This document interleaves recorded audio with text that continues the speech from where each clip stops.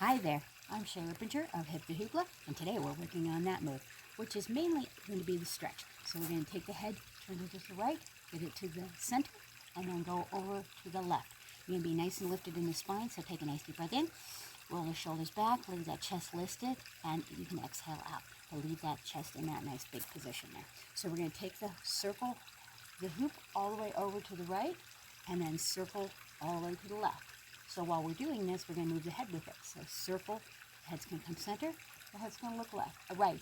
And then we're going to circle, head's going to look center, and then to the left. Circle nice and big with the arms, get a nice big arm stretch in there, around and out. So take some breaths in here with this. Inhale, exhale, exhale. So hopefully you've enjoyed that. You can repeat this, and you can go slower or faster. I recommend going slower. So rock on, peace out. Thanks for watching, and check out Hip to Hoopla on all the social media. All right, bye.